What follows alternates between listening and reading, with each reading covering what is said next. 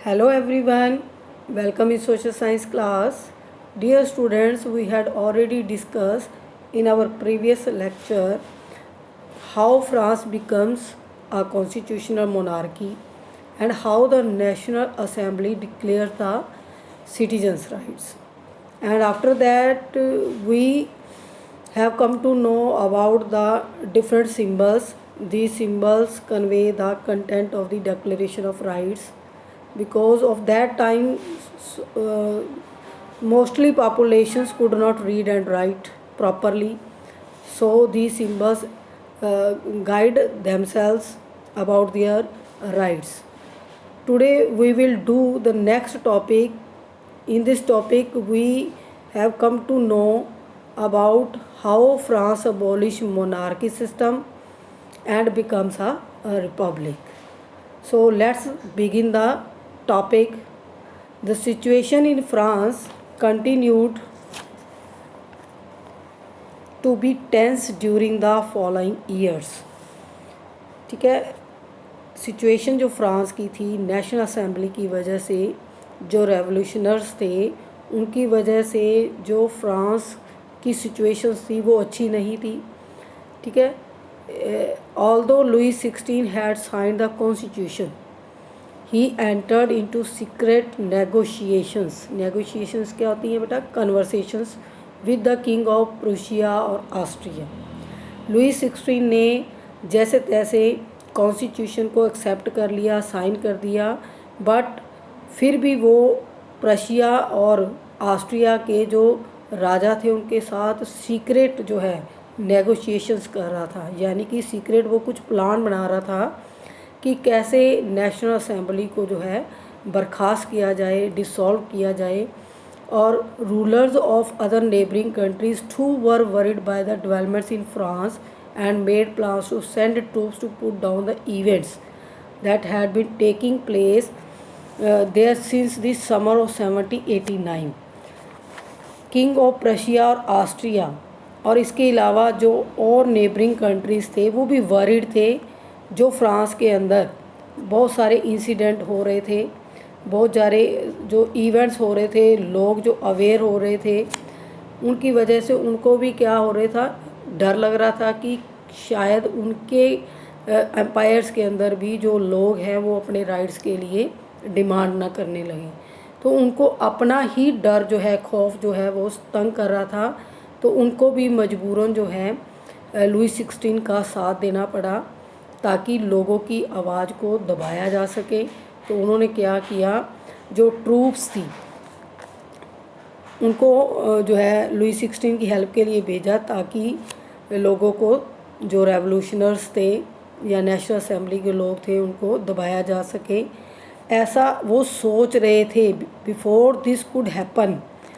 अगर ऐसा होता कि वो सेना जो है वो नेशनल असेंबली के साथ युद्ध करती, तो नेशनल असेंबली ने ही क्या किया, 1792 में क्या कर दिया, डिक्लेयर कर दिया वार अगेंस्ट प्रूशिया और ऑस्ट्रिया. बेटा इसको प्रूशिया भी बोल सकते हैं और प्रशिया भी प्रोनाउंस कर सकते हैं. तो नेशनल असेंबली ने ही स्टेप उठा लिया. उन्होंने 1792 में वॉर डिक्लेयर कर दी. किसके अगेंस्ट? प्रशिया और ऑस्ट्रिया के साथ. बेटा तो क्या हुआ, जो थाउजेंड्स ऑफ वॉलंटियर्स थे. बेटा वॉलंटियर्स क्या होते हैं? जो सेल्फ सर्विस देते हैं, यानी कि अपनी इच्छा से ही देश की सेवा के लिए जो है अपना तन मन धन से वो काम करते हैं. तो थाउजेंड्स ऑफ वॉलंटियर जो थे throng from the provinces to join the army, और they saw that this war of the people against kings and aristocrats all over Europe. तो यूरोप जैसे ही नेशनल असेंबली और जो वॉलंटियर्स थे उन्होंने मिलकर आर्मी को ज्वाइन किया, यानी कि उन्होंने भी चढ़ाई कर दी इन ऑस्ट्रिया प्रशिया के ऊपर लुई 16 के अगेंस्ट. ठीक है, तो उन्हें ऐसे लग रहा था कि सारा यूरोप उनके साथ है. बेटा अरिस्टोक्रेट्स कौन होते हैं? बेटा किंग्स और अरिस्टोक्रेट्स जो डिक्टेटर्स होते हैं. ठीक है, जो किंगशिप होती है उनके अगेंस्ट जो थे उन्होंने युद्ध शुरू कर दिया। और साथ में एक उत्साह के साथ जो पैट्रियोटिक सॉन्ग्स थे मार्सिलीज उसको भी गाया। जैसे ही वो पेरिस की ओर मार्च करने लगे तो उन्होंने क्या किया, एक सॉन्ग बोला जिसके राइटर थे, जिसको कंपोज किया था, बेटा इसको नोट कर लें, रोजट दी लाइल, LISLE है, इसको लाइल बोलेंगे, रोजेट द लाइल।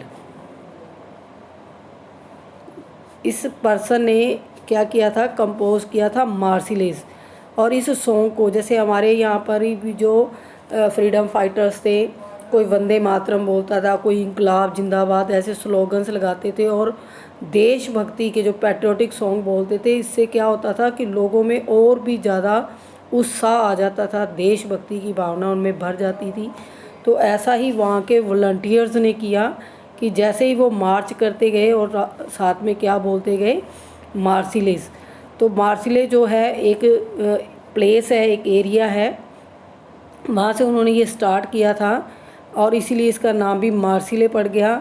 और पेरिस तक जब ये मार्च करते जा रहे थे, क्योंकि पेरिस के अंदर ही राजा था, तो वो सॉन्ग जो है बोलते गए और मार्सिले जो था फिर बाद में फ्रांस का एक नेशनल एंथम बन गया बेटा।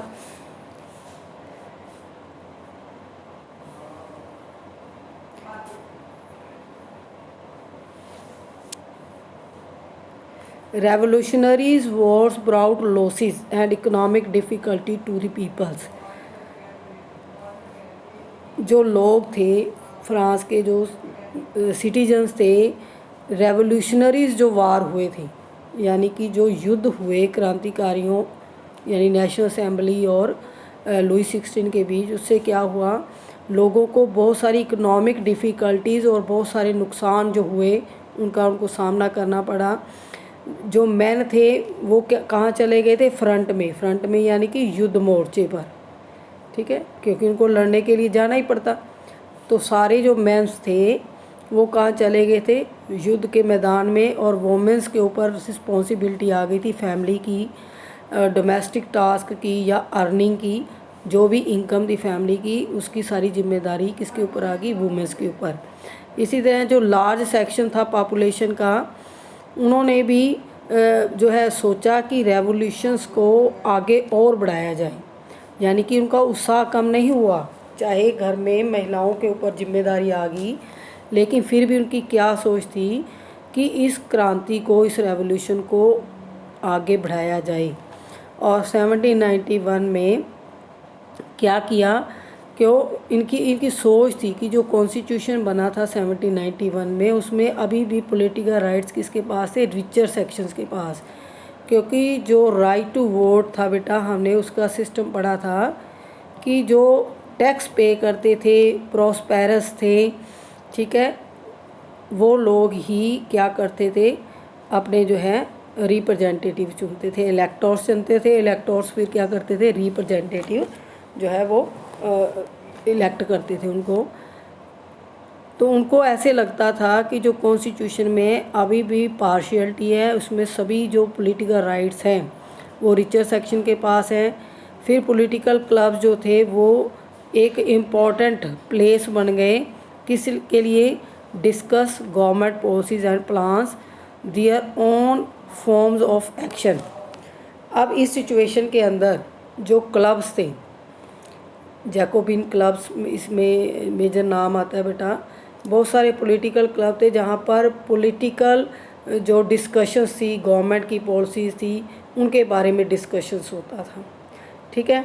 मोस्ट सक्सेसफुल जो क्लब था वो क्या था, जैकोबिन्स।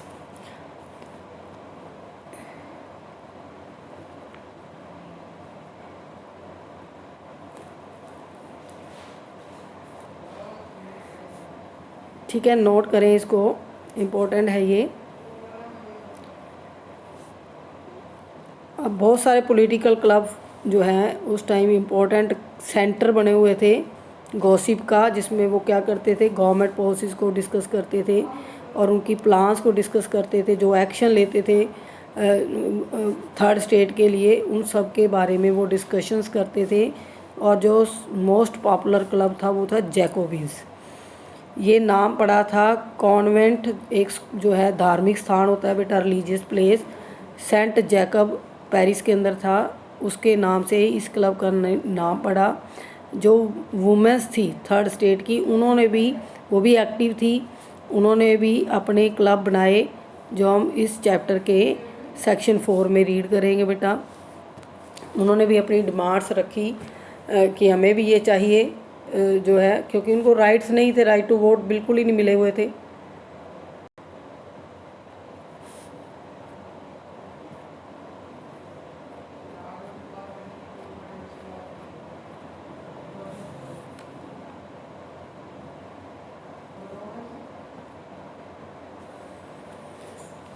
नेक्स्ट देखो बेटा, मेंबर जो जैकोबिन क्लब थे मेनली किस कम्युनिटी से बिलोंग करते थे? जो लेस प्रॉस्पर थे, यानी कि थर्ड स्टेट के वो लोग जो पुअर थे बेटा। ठीक है, जैकोबिन क्लब के मोस्टली जो मेंबर्स थे वो कहाँ से आते थे? लेस प्रॉस्पर सेक्शन से, जिसमें स्मॉल शॉपकीपर्स, आर्टिशंस, शू मेकर थे, पेस्ट्री कुक्स थे, वॉच मेकर थे, और प्रिंटर से, और सर्वेंट्स थे बेटा। जो डेली वेजेस जो वर्कर्स थे वो भी इन क्लब्स के मेंबर होते थे। और इनका लीडर था बेटा मैक्समिलियन रॉबस्पियर। क्या प्रोनाउंस करेंगे इसको? Maximilian Robespierre. Large group among Jacobin decided to start wearing. अब इन लोगों ने, क्योंकि ये क्लब में डिस्कशंस करते थे राजा की पॉलिसीज़ के ऊपर, कि राजा जो है या कॉन्स्टिट्यूशन है उसमें अभी भी कंप्लीटली जो है सबको राइट्स नहीं मिले। तो ये इन लोगों ने क्या डिसाइड किया, जो जैकोबिन क्लब के मेंबर से मैक्समिलियन रॉबस्पियर और जो अदर मेंबर्स थे, उन्होंने डिसाइड किया कि वो एक अलग तरह की ड्रेस को वियर करेंगे, स्ट्रिप्ड ट्राउज़र्स। ये देखो बेटा, ये धारीदार जो है ट्राउज़र है, पैंट कह सकते हैं। ठीक है, और सिमिलर टू दोज वोन बाय डॉक वर्कर्स। डॉक क्या होता है? जो बंदरगाहों पे काम करते हैं, गोदी बोलते हैं इसको वैसे तो। गोदी मीन्स क्या होता है? जो near the sea store rooms होते हैं, वहाँ पर लोग काम करते हैं, लोडिंग अनलोडिंग होती है वहाँ पर सामान की, तो वहाँ पर उनको डॉक्स बोलते हैं बेटा। तो डॉक्स के जो लोग थे ये ड्रेस वियर करते थे, यानी जो कामगार होते थे उनकी ड्रेस अलग होती थी, जो नॉबल्स होते थे उनकी ड्रेस अलग होती थी। तो इन्होंने भी बीच की एक ड्रेस चुनी ताकि वो अलग से दिखें। स्पेशली नॉबल्स हैं, जो फैशनेबल सोसाइटी थी, हायर सोसाइटी, प्रॉस्पर सोसाइटी, उनके जो ट्राउज़र्स होते थे वो नीचे तक होते थे, घुटनों तक, और इनके जो ड्रेस थी बिल्कुल लॉन्ग थी, उनकी हाफ होती थी। और वो नी ब्रीचेस, नी ब्रीचेस क्या होते हैं? ये घुटनों से ऊपर। थोड़ी सी शेप में चेंजेस थी नोबल्स की और इनकी बेटा ड्रेस के अंदर। अब ये ड्रेस क्यों इन्होंने चूज़ की अलग से? ताकि ये सोसाइटी में अलग से दिखें कि ये लोग राइट्स चाहते हैं, और ये प्रोक्लेम करना चाहते हैं किस चीज़ को? End of the power wielded by the wearers of knee breeches. जो लंबे पोशाकें डालते हैं, जो रॉयल फैमिलीज़ हैं, उनकी पावर को एंड करना चाहते हैं, और उनसे अपने आप को अलग शो कर रहे हैं।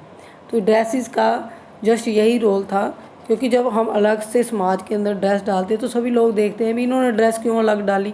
तो ऐसे ही जो रेवोल्यूशनर्स थे उन्होंने ड्रेस कोड अपना अलग बना लिया, और इनको क्या बोला जाता था? सैन क्लोथ्स, जिसका मतलब था दोज विदाउट नी ब्रीचेस। जैसे क्या कह सकते हैं, ये नीचे से टाइट होती हैं पैंटें और ऊपर से लूज़ होती हैं, जिसको आप बैलून टाइप कहते हैं। तो ऐसी ड्रेस को क्या बोलते थे? Sans culottes. These without knee breeches. Sans culottes जो मैन थे वो रेड कैप भी डालते थे। हमने सिंबल्स के अंदर एक फ्राइजियन कैप देखी थी ना, रेड कैप। रेड कलर हमेशा रेवोल्यूशन को इंडिकेट करता है भाई, किसको सिंबलाइज करता है? रेवोल्यूशन को, रेवोल्यूशनरीज क्या चाहते थे हमेशा, लिबर्टी, आज़ादी। लेकिन वुमेंस को कुछ भी ऐसा अलाउड नहीं था कि वो भी कैप डालें। जैसे हमने इधर पिक्चर में पीछे देखा था, लेडीज़ की ड्रेस और जेंट्स की ड्रेस, बेटा देखो, ये देखो ये कैसे डाली हुई है इन्होंने।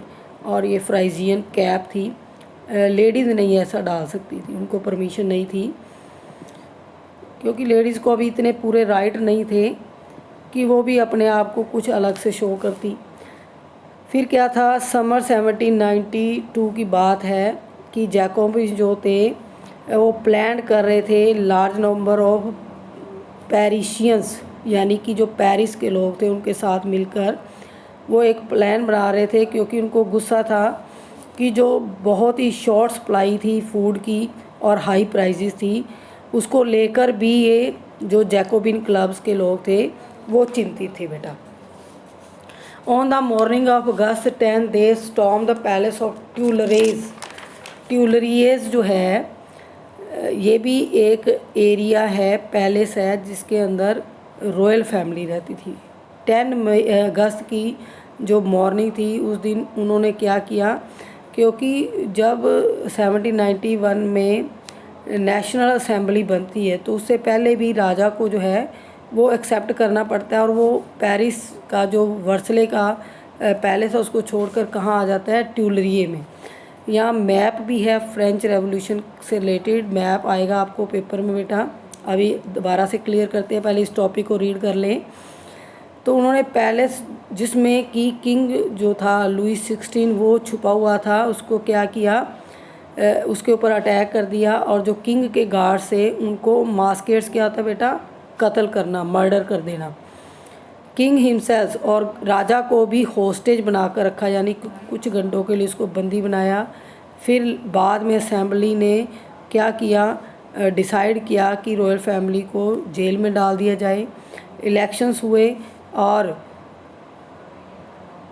उसके बाद इलेक्शन करवाए गए, और जिसमें परमिशन दी जैकोबिन क्लब ने कि जो 21 ईयर से अबव है, चाहे वो रिच है या नहीं है, सबको राइट टू वोट दिया भाई। तो यहाँ पर हम कुछ चेंजेस देख रहे हैं, क्योंकि इससे पहले हमने पढ़ा जब कॉन्स्टिट्यूशनल मोनार्की बना था तो उसमें बिलो 25 ईयर्स और वुमेंस और लैंडलेस और विदाउट टैक्स पेड जो थे लोग, उनको राइट टू वोट नहीं था, उनको पैसिव एक्टिव बोला जाता था। पैसिव जो थे सिटीजन्स बोले जाते थे। तो वो पैसिव सिटीजन्स में कौन कौन लोग इंक्लूड थे, एक तो 25 ईयर्स से बिलो एज के, दूसरा वुमेंस, तीसरा लैंडलेस, और वो लोग जो टैक्स पे नहीं करते। तो ऐसे जो 4 कैटेगरी के लोग थे उनको राइट टू वोट नहीं था, ठीक है। इसीलिए तो यहाँ पीछे बोला गया कि पॉलिटिकल जब कॉन्स्टिट्यूशन बना तो पॉलिटिकल राइट जो थे वो रिचर्स पर्सन्स को ज़्यादा मिले थे। लेकिन जो जैकोबिन क्लब था वो किससे बिलोंग करता था, लेस प्रॉस्पर पर्सन से। तो उन्होंने क्या डिसाइड किया, एज को और भी कम कर दिया और सभी के लिए कर दिया। जैसे हमारी कंट्री में जो अडल्ट फ्रेंचाइज़ है, यूनिवर्सल अडल्ट फ्रेंचाइज़, वो कितनी एज है, मैक्सिमम जो है 18 और अबव, यानी कि 18 वर्ष से ऊपर के लोग जो हैं 18 वर्ष से, वो सब वोट कास्ट करते हैं। तो इन्होंने डिसाइड किया 21 ईयर्स रिगार्डलेस ऑफ वेल्थ, यानी कि कोई ज़रूरी नहीं है कि वो अमीर हों या वो टैक्स पेड करते हों, तो सबको राइट टू वोट दे दिया। एक कंडीशन रख दी कि वो सिर्फ 21 ईयर्स एज के हों बेटा। नेक्स्ट है newly elected assembly was called the convection. अब जब इलेक्शन करवाए नेशनल असेंबली ने बेटा, ये भी नोट करना है आपने कि सबसे पहले क्या थी, स्टेट जर्नल। ये असेंबलियों के नाम चेंज होते जाएंगे, स्टेट जर्नल, फिर बनी नेशनल असेंबली, ठीक है। नेशनल असेंबली में क्या आ गई थी, पावर लोगों के पास आ गई थी। स्टेट जनरल में पावर किसके पास थी बेटा, जो फर्स्ट और सेकंड स्टेट के लोग थे। अब नेशनल असेंबली ने इलेक्शंस करवाए, क्योंकि नेशनल असेंबली ऐसे लोगों की असेंबली थी जिसमें कोई लीडर ही नहीं था, क्योंकि इसमें पेरिस के ऊपर 7000 लोगों ने अटैक किया। अब उसमें से जो भीड़ थी, कोई लीडर नहीं था, सभी लोगों ने मिलकर, सभी लोग देखो मिलकर देश को नहीं चला सकते जब तक वो अपने रिप्रेजेंटेटिव नहीं चुनते। तो नेशनल असेंबली ने आगे फिर इलेक्शन करवाए और फिर कन्वेंशन, यानी कि जो असेंबली थी उसका नेम चेंज कर दिया, वो नेम बन गया कन्वेंशन। 21 सितंबर 1792 को क्या कर दिया, जो मोनार्की थी उसको अबॉलिश कर दिया, यानी कि यहाँ पर राजा को पकड़ लिया, जेल में डाल दिया, मोनार्की सिस्टम ख़त्म, और फ्रांस को डिक्लेयर कर दिया ए रिपब्लिक, यानी कि गणतंत्र। जो शासन है, जो रूल है अब किसके पास है, गण के पास, यानी कि लोगों के पास।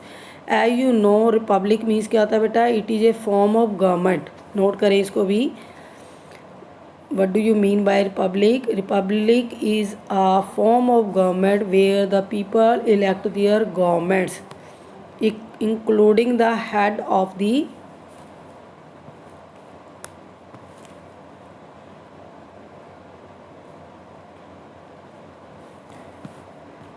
गवर्नमेंट, ठीक है, जिसमें गवर्नमेंट का भी हेड होगा और जितने भी प्रतिनिधि होंगे वो पब्लिक द्वारा ही चुने जाएंगे। वहाँ पर कोई हेरिडिटरी मोनार्की नहीं होगा, यानी कि राजा का बेटा राजा नहीं बनेगा। तो हम इसमें ट्राई कर सकते हैं कि उस टाइम यानी कि 1791 के आसपास किन कंट्रीज़ में रिपब्लिक सिस्टम था, और हम उसको जानेंगे और कैसे वो रिपब्लिक बनी। जैसे हम फ्रेंच रेवोल्यूशन पढ़ रहे हैं कि वो कैसे कॉन्स्टिट्यूशनल मोनार्की बना, और उसके बाद फिर बिल्कुल ही मोनार्की सिस्टम ख़त्म कर दिया और सिंपल वो क्या बन गए, एक रिपब्लिक बन गए बेटा। तो ऐसे ही धीरे धीरे बहुत सारे कंट्रीज़ ने इस सिस्टम को अडॉप्ट किया, लेकिन जो स्टार्टिंग कंट्री था वो फ्रांस था बेटा। तो लुई 16 को क्या किया, sentence to death by the court, और चार्ज उसके ऊपर क्या लगाया, treason.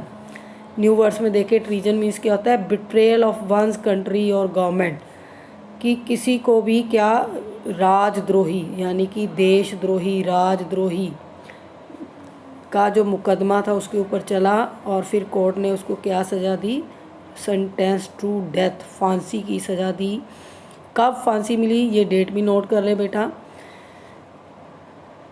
When was Louis 16 sentenced to death, ठीक है, on 21 January 1793 he was executed publicly. अब उसको जो फांसी थी बिल्कुल पब्लिकली दी गई।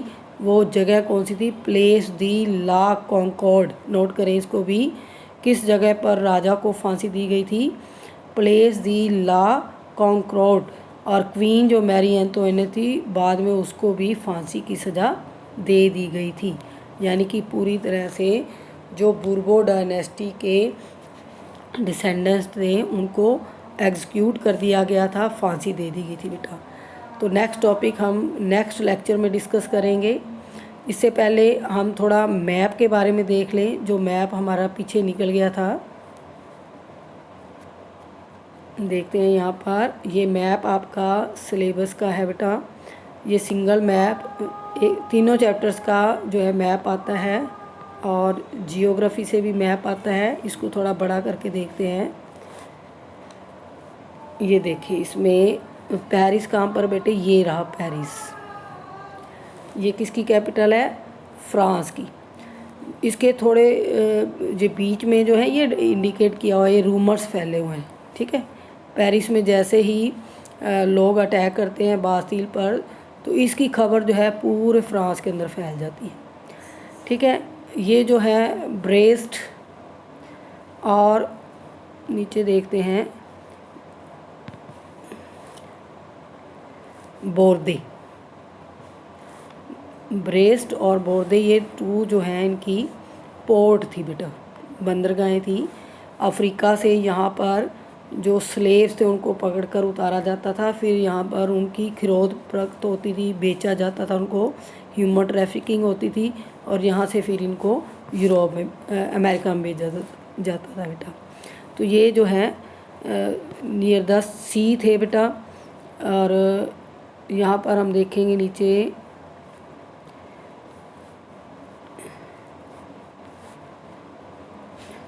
ये वाला जगह ट्यूलरे, ट्यूलरिए ये जो ट्यूलरी है बेटा, यहाँ पर क्या हुआ था, राजा को बंदी बनाया गया था। यहाँ से बड़ा करते हैं इसको और देखो,